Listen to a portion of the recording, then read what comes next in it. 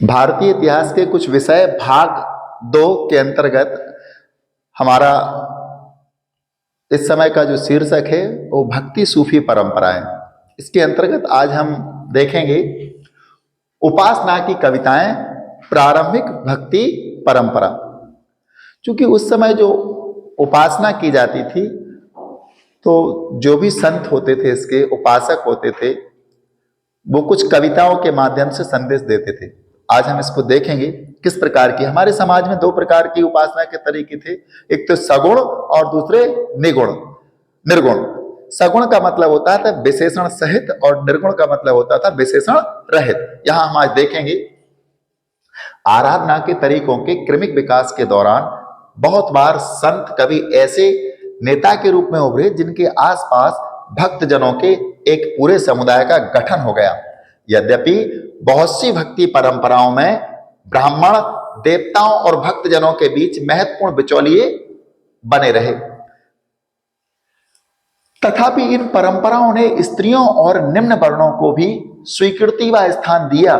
भक्ति परंपरा की एक और विशेषता इसकी विविधता है। मतलब इस समय तक स्त्रियों को और निम्न जातियों को धर्म के मामले में स्वीकृति प्रदान कर दी गई थी। दूसरे स्तर पर धर्म के इतिहासकार भक्ति परंपरा को 2 मुख्य वर्गों में बांटते थे। मतलब जो भी धर्म के इतिहासकार थे वो भक्ति परंपरा को 2 मुख्य वर्गों में बांटते थे। सबसे पहला आता है सगुण, ये विशेषण सहित माना जाता है, जिसमें विशेषण सहित होता है सगुण। दूसरा आता है निर्गुण, विशेषण विहीन। प्रथम वर्ग में यानी कि सगुण में शिव, विष्णु तथा उनके अवतार और देवी की आराधना की जाती है। यानी सगुण जो भक्ति परंपरा रही है विशेषण सहित है, इसमें विष्णु, शिव और देवी की आराधना प्रमुख रूप से की जाती है और इसको मूर्त रूप माना गया है, मूर्ति के रूप में इनकी आराधना की जाती है। निर्गुण भक्ति परंपरा में अमूर्त निराकार ईश्वर की उपासना की जाती है और जो निर्गुण भक्ति परंपरा है इसमें निराकार और निर्गुण स्वरूप की आराधना की जाती है। इसमें माना जाता है कि ईश्वर का कोई आकार नहीं है और उसका कोई रूप भी नहीं है। यहां आगे हम देखेंगे तमिलनाडु के अलवार और नयनार संत। दक्षिण भारत में अगर हम धार्मिक परंपरा की बात करते हैं, कविताओं की बात करते तो वहां तमिलनाडु में जो 2 प्रकार के संप्रदाय थे, एक नयनार थे और दूसरे अलवार थे। प्रारंभिक भक्ति आंदोलन लगभग 6ठी शताब्दी अलवारों यानी कि विष्णु भक्ति में तन्मय और नयनारों शिव भक्तों के नेतृत्व में हुआ। मतलब अलवार जो थे वो विष्णु भक्त थे और नयनार जो थे वो शिव भक्त थे। दोनों 2 संप्रदायों बटे थे, शैव और वैष्णव। वे एक स्थान से दूसरे स्थान पर भ्रमण करते हुए तमिल में अपने इष्ट की स्तुति में भजन गाते थे।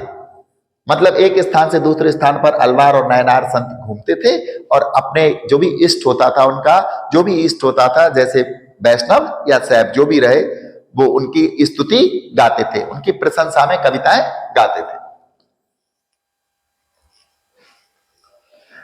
अपनी यात्राओं के दौरान अलवार और नयनार संतों ने कुछ पावन स्थलों को अपने इष्ट का निवास स्थल घोषित किया। तो नयनार संतों ने और अलवार संतों ने कुछ पावन स्थल थे, उन स्थलों को ये घोषित किया कि यहाँ हमारे इष्ट जो है वो यहीं पर निवास करते हैं, उनके आराध्य देव जो है वो वहीं निवास करते हैं। शैवों ने शिव की स्थापना के बारे में कहा, यहाँ शिव निवास करते हैं, और वैष्णव समुदाय वालों ने विष्णु जी के बारे में बताया कि वो यहाँ निवास करते हैं। इन्हीं स्थलों पर बाद में विशाल मंदिरों का निर्माण हुआ, जहां के बारे में ये संत कहते थे कि हमारे आराध्य यहां निवास करते हैं। उसी जगह पर विशाल मंदिरों का निर्माण हुआ और वे तीर्थ स्थल माने गए। संत कवियों के भजनों को इन मंदिरों में अनुष्ठानों के समय गाया जाता था और जो मंदिर बनाए गए उनकी जगह पर, उन मंदिरों में जो भी भजन गाए जाते थे संत कवियों के, उन भजनों को एक अनुष्ठान की तरह माना जाता था।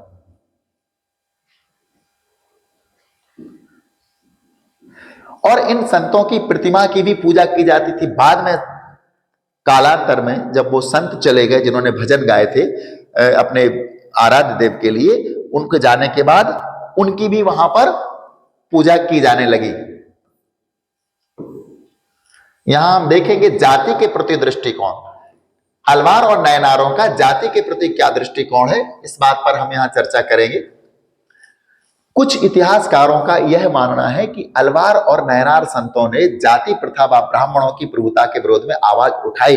मतलब नयनार संत और अलवार संत दोनों इस प्रकार के संत हुए जिन्होंने जाति प्रथा में जो ब्राह्मणों की श्रेष्ठता थी इसकी ओर आवाज उठाई, इसके विरोध में आवाज उठाई। वो सभी जातियों को समान मानते थे, क्योंकि नयनार और अलवार विभिन्न प्रकार के जाति समूहों से भी आए थे। कुछ किसान थे वो संत बन गए थे, कुछ शिल्पकार थे वो भी संत बन गए थे। तो सभी जातियों का इसमें मिश्रण था संतों में। तो उन्होंने ब्राह्मणों की श्रेष्ठता के विरुद्ध आवाज उठाई थी। कुछ हद तक यह बात सत्य प्रतीत होती है, क्योंकि भक्ति संत विविध समुदायों से थे, जैसे ब्राह्मण, शिल्पकार, किसान, और कुछ तो उन जातियों से आए थे जिन्हें अस्पृश्य माना जाता था। कुछ संत तो ऐसे भी थे जिन्हें अछूत माना जाता था नयनार और अलवारों में। उन संतों को भी समाज में स्थान मिला और उन्होंने जातिवाद के विरोध में आवाज उठाई। अलवार और नयनार संतों की रचनाओं को वेद जितना महत्वपूर्ण बताकर इस परंपरा को सम्मानित किया गया। अलवार संतों की और नयनार संतों की जो रचनाएं होती थी इनको वेद के समान माना गया है। जितना महत्व वेद का होता है उतना ही महत्व अलवार और नयनार संतों का की रचनाओं का है। यहां हम देखेंगे एक रचना हम आपको बताते हैं।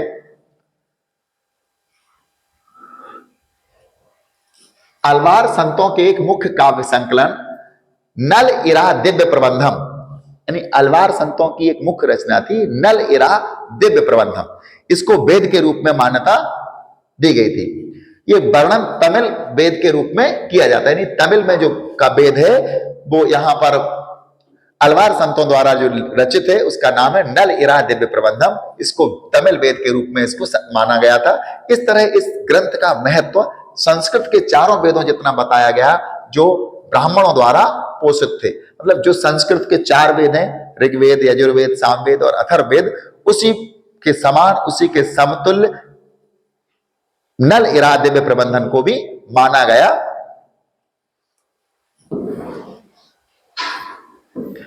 अगला आता है यहां पर स्त्री भक्त। अगला शीर्षक इसी के अंतर्गत आता है स्त्री भक्त। इसको हम देखेंगे। संभवतः इस परंपरा की सबसे बड़ी विशेषता इसमें स्त्रियों की उपस्थिति थी। मतलब जो भक्ति परंपरा थी, इस परंपरा की सबसे बड़ी विशेषता थी कि इसमें स्त्रियों की भी उपस्थिति हो चुकी थी। उदाहरण था अंडाल नामक अलवार स्त्री के भक्ति गीत व्यापक स्तर पर गाए जाते थे। मतलब अंडाल नामक एक अलवार स्त्री थी और इसके भक्ति गीत को वहां दक्षिण भारत में व्यापक रूप से गाए जाते थे और आज भी गाए जाते हैं। अंडाल स्वयं को विष्णु की प्रेयसी मानकर अपनी प्रेम भावना को छंद में व्यक्त करती है। अंडाल नाम की जो अलवार भक्त थी वो अपने आप को विष्णु की प्रेयसी मानती है, विष्णु भगवान की प्रेमिका मानती है और वो उनको अपने प्रेम को उन गीतों के माध्यम से, प्रेम भावनाओं को, छंद के माध्यम से प्रेम भावनाओं को व्यक्त करती थी। एक और स्त्री शिव भक्त करे एक काल अम्मैयार ने अपने उद्देश्य प्राप्ति हेतु घोर तपस्या का मार्ग अपनाया था। एक और वहां स्त्री थी जो कि शिव भक्त थी, उसका नाम था करई काल अम्मैयार। इसने अपने उद्देश्य प्राप्ति हेतु घोर तपस्या का मार्ग अपनाया। नयनार परंपरा में इसकी रचनाओं को सुरक्षित किया गया। जो नयनार, चूंकि नयनार संत शिव भक्त थे, अलवार संत विष्णु भक्त थे, तो अलवारों ने लिखा था नल इरा दिव्य प्रबंधन और उसकी एक स्त्री जो थी उसका नाम था अंडाल। और यहां पर जो नयनार संतों की जो स्त्री आती है एक भक्त, उसका नाम था करई काल अम्मैयार। तो इन दोनों ने, इसने क्या किया, अपना मार्ग प्रशस्त किया था अपनी घोर तपस्या के आधार पर। नयनार परंपरा में उसकी रचनाओं को सुरक्षित किया गया। हालांकि इन स्त्रियों ने अपने सामाजिक कर्तव्यों का परित्याग किया, वह किसी वैकल्पिक व्यवस्था अथवा भिक्षुणी समुदाय की सदस्य नहीं बनी। मतलब उनके जो सामाजिक कर्तव्य थे उनका भी उन्होंने परित्याग कर दिया था और वह किसी वैकल्पिक व्यवस्था अथवा भिक्षुणी समुदाय की सदस्य नहीं बनी। इन स्त्रियों की जीवन पद्धति और इनकी रचनाओं ने पितृसत्तात्मक आदर्शों को चुनौती दी।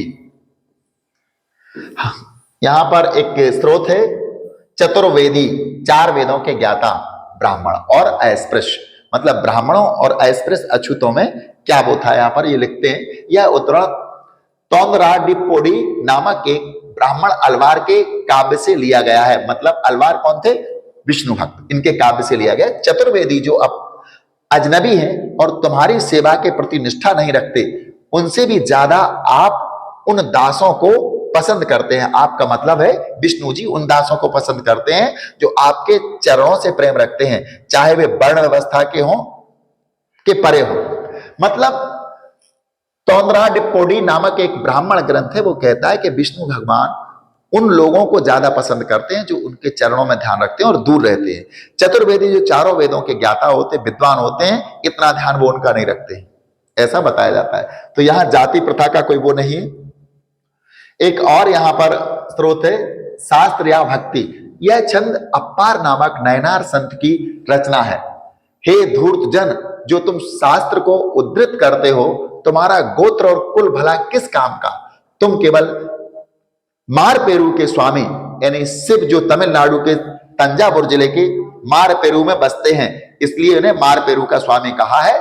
भगवान शिव का मंदिर है तमिलनाडु के तंजावुर जिले में, मारपेरू में उनका इस मंदिर है, तो उनको कहते हैं तुम केवल मारपेरू के स्वामी को अपना एकमात्र आश्रयदाता मानकर नतमस्तक हो जाओ। यहां एक और जानकारी दी जा रही है हमको। भक्ति साहित्य का संकलन 10वीं शताब्दी तक आते आते 12 अलवारों की रचनाओं का एक संकलन कर लिया गया, जो नल इरा दिव्य प्रबंधम 4000 पावन रचनाएं थी। इसमें नल इरा दिव्य प्रबंधम जो तमिल का एक वेद के रूप में माना गया, और इसकी रचना अलवारों ने की थी, यानी कि विष्णु भक्तों ने की थी। 10वीं शताब्दी में ही अप्पार, सबंदर और सुंदरार की कविताएं तवरम नामक संकलन में रखी गई, जिसमें कविताओं का संगीत के आधार पर वर्गीकरण हुआ। यहां अगला है स्त्री भक्ति, ये हमारा हो चुका है। हम आगे चलते हैं। इसमें एक राक्षसी जो कि करईकाल अम्मैयार है, ये शिव भक्त है। यहां इसका एक दृश्य है। घोर तपस्या की थी और घोर तपस्या के कारण ये एकदम कंकाल इसका शरीर हो गया है, क्योंकि इसने घोर तपस्या की थी। तो इसका शिव भक्त थी ये, और इसका नाम था कराईकाल अम्मैयार। इसका यहां चित्र दिया गया है, उसी काल का ये चित्र है। राक्षसी फूली हुई नाड़ियों वाली है, उसका शरीर का वर्णन किया गया, कैसी है नाड़ियां उसकी जो है वो फूली हुई है। साथ ही साथ उसके बारे में बताया जा रहा है, बाहर निकली आंखें, सफेद दांत, भीतर धसा उदर, लाल केस और आगे निकले दांत, लंबी पिंडली की नली जो टखनों तक फैली हुई है, वन में विचरते समय चीखना और क्रंदन, यह अलंकटू का वन है। जो हमारे पिता अर्थात शिव का घर है, वह नृत्य करते हैं, उनके जटाजूट आठों ओर बिखर जाते हैं, उनके अंग शांत हैं। ये करईकाल अम्मैयार की 12वीं शताब्दी में निर्मित कांस्य की मूर्ति है, कांसे से बनाई गई ये मूर्ति है। हम देखेंगे 2.4 राज्य के साथ संबंध, मतलब उस समय जो भक्ति परंपरा थी इसके राज्य के साथ क्या संबंध थे। हमने अध्याय 2 में पढ़ा कि तमिल क्षेत्र में प्रथम सहस्त्राब्दी ईस्वी के आरंभ में कई महत्वपूर्ण सरदारियां थीं। इसी सहस्त्राब्दी के उत्तरार्ध में राज्य का उद्भव और विकास हुआ, जिसमें पल्लव और पांड राज्य का राज्य 6ठी से 9वीं शताब्दी ईस्वी तक शामिल थे। मतलब इसी समय पांड और पल्लव राज आ चुके थे। इससे पहले सरदार और सरदारियां हुआ करती थी, उनके आधार पर वो चलता था। राज्य की स्थापना पल्लव और पांड के रूप में हुई। ये 6ठी से 9वीं शताब्दी तक का समय था। हालांकि बौद्ध और जैन धर्म इस क्षेत्र में कई शताब्दियों से मौजूद थे। मतलब इस क्षेत्र में बौद्ध धर्म और जैन धर्म भी कई शताब्दियों से मौजूद थे, और उन्हें व्यापारी व शिल्पी वर्ग का प्रश्रय हासिल था। इन धर्मों को राजकीय संरक्षण और अनुदान यदा कदा ही हासिल होता था। इन धर्मों को राज का संरक्षण और अनुदान भी बहुत कम प्राप्त होता था। एक रोचक बात यह है कि तमिल भक्ति रचनाओं की एक मुख्य विषय वस्तु बौद्ध और जैन धर्म के प्रति उनका विरोध है। विरोध का स्वर नयनार संतों की रचनाओं में विशेष रूप से उभर कर आता है। नयनार संत जैन धर्म और बौद्ध धर्म का विरोध करते थे और नयनार संत शिव भक्त थे। इतिहासकारों ने इस विरोध की व्याख्या करते हुए यह सुझाव दिया है कि परस्पर विरोधी धार्मिक समुदायों में राजकीय अनुदान को लेकर प्रतिस्पर्धा थी। यह स्पष्ट है कि शक्तिशाली चोल, जो कि 9वीं से 13वीं शताब्दी तक थे, सम्राटों ने ब्राह्मणी और भक्ति परंपरा को समर्थन दिया तथा विष्णु और शिव के मंदिरों के निर्माण के लिए भूमि का अनुदान भी दिया।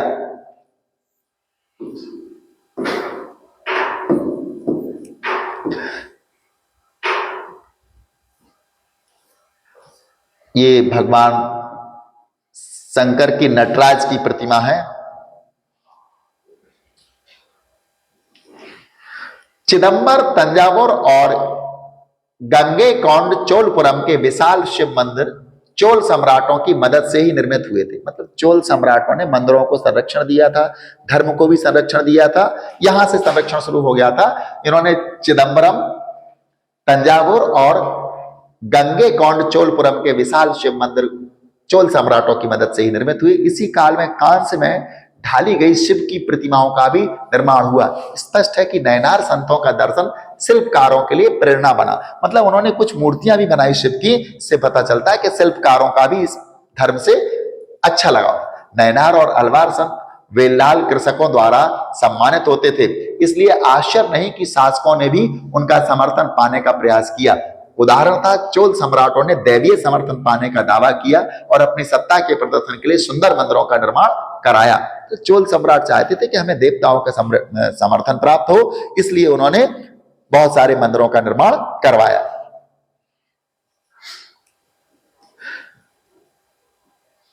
जिनमें पत्थर और धातु से बनी मूर्तियां सुसज्जित थी। इस तरह इन लोकप्रिय संत कवियों की परिकल्पना को, जो जन भाषाओं में गीत रचते व गाते थे, मूर्त रूप प्रदान किया गया। इन सम्राटों ने तमिल भाषा के शैव भजनों का गायन इन मंदिरों में प्रचलित किया।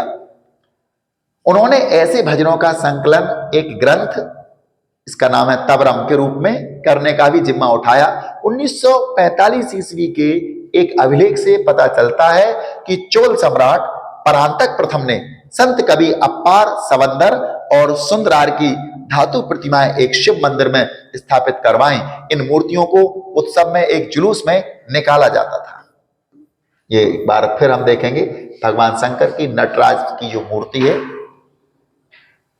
नयनारों की एक अद्भुत कृति है। कर्नाटक की वीर शैव परंपरा, अब हम चलेंगे कर्नाटक की तरफ। यहां वीर शैव परंपरा का आज हम वर्णन करेंगे। इसमें 12वीं शताब्दी में कर्नाटक में एक नवीन आंदोलन का उद्भव हुआ, जिसका नेतृत्व बासबन्ना 1106 से 68 नामक एक ब्राह्मण ने किया था। मतलब कर्नाटक में एक नवीन आंदोलन का उदय हुआ, जिसका नेतृत्व बासबन्ना ने किया था, जो एक ब्राह्मण था। बासबन्ना कलाचुरी राजा के दरबार में मंत्री थे। कलाचुरी राजा था, उसके दरबार में ये मंत्री थे। इनके अनुयायी वीर शैव या शिव के वीर या लिंगायत, लिंग धारण करने वाले कहलाए। आज भी लिंगायत समुदाय का इस क्षेत्र में महत्व है। वे शिव की आराधना लिंग के रूप में करते हैं और इस समुदाय के पुरुष बाम स्कंध पर, मतलब अपने बाएं कंधे पर, चांदी के एक पिटारे में एक लघु लिंग को धारण करते हैं। मतलब जो लिंगायत समुदाय के लोग होते हैं, अनुयायी होते हैं, वो अपने बाएं कंधे पर इस तरफ, इस भुजा में चांदी का एक शिवलिंग अपने यहां बांध के रखते हैं। जिन्हें श्रद्धा की दृष्टि से देखा जाता है, उनमें जंगम अर्थात यायावर भिक्षु शामिल हैं।